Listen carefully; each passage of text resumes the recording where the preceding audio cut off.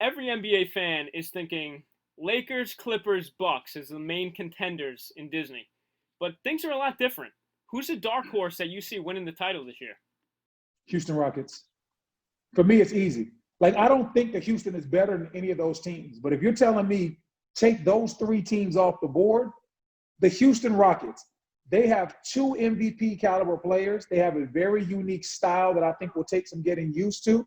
And not only that, we're used to seeing James Harden kind of fade in the playoffs.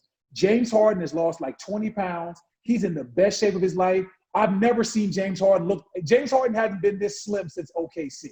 So James Harden is in shape. I think when you look at the way Russ started playing down the stretch, James being in the best shape, when you got two guys that have MVP trophies at their house, they can definitely win a playoff series or two. So if I had to pick a dark horse for me, it would be the Houston Rockets. Toronto Raptors. Ooh. This could be a very ugly championship where guys don't have legs and all these three-point shooting teams can't shoot threes. Not to mention, Brendan, you brought this out quite well on NBA TV. They had a strategy in which they doubled big to big and they shut down Giannis. Giannis couldn't do anything. So Coach Bud is going to have to be real creative and move Giannis in some different situations, get him slashing in from off the basketball. But if you think you're just going to drop it in a post and he's going to work out on Toronto, that might not work. And then you get to the championships, somebody gets COVID, somebody gets injured. You hope that really doesn't happen. But the reality is that could be a team because defensively, they may be the most sound in the NBA. Hey, come on, man. Lightning can't strike twice. Listen, if Toronto made it back to the championship and the other team's best players got COVID or got sick again, that would be the most unfair thing ever. Absolutely. That would be that's a good point. Yeah, it would be Toronto twice. They'd be back-to-back champs. Because, everybody knows Toronto won the championship, but if KD was healthy, that was going to be a gentleman's sweep. And then on top of that, Klay Thompson tears his ACL. Klay Thompson missed one full game, and he didn't finish another two. Man. So, man, it was a crazy series. That's a good point. They be talking about three-peat after that, but like, yo, chill out, Canadians. Chill out, Canada. And Brendan, you spoke about the Houston Rockets. I read a report the other day that they want to cut down on James Harden's isolation plays. What's wrong with Houston, and why can't they get over the hump when the playoffs come around? I think with Houston, man, they have a systematic problem. Their problem is their system. Their problem is what wins for them in the regular season isn't the formula for winning in the postseason. So James Harden doing a bunch of one-on-one dribbling at the top of the key, shooting those tough shots, that doesn't win in the playoffs. The teams that win the playoffs normally move the ball. The guys get it in creative areas. They use their best players all over the court. Like, you're not going to just use like guys like LeBron and Kawhi from three. They're going to shoot the three. They're going to shoot the mid-range. They're going to post up. They're going to get to the free throw line.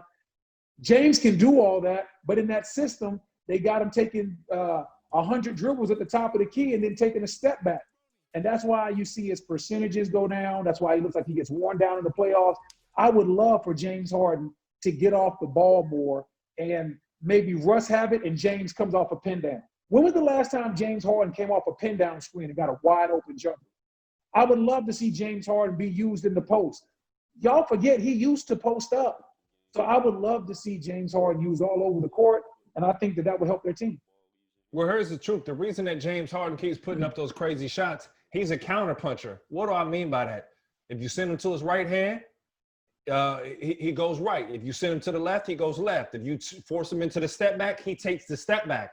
But the problem is when you get to the playoffs, teams are equipped to live and die with you taking one shot. So if you're going to beat me, you got to beat me shooting a million step-back threes or going to the hole and finishing with your right hand. So James Harden is going to make the play of whatever the defense gives him.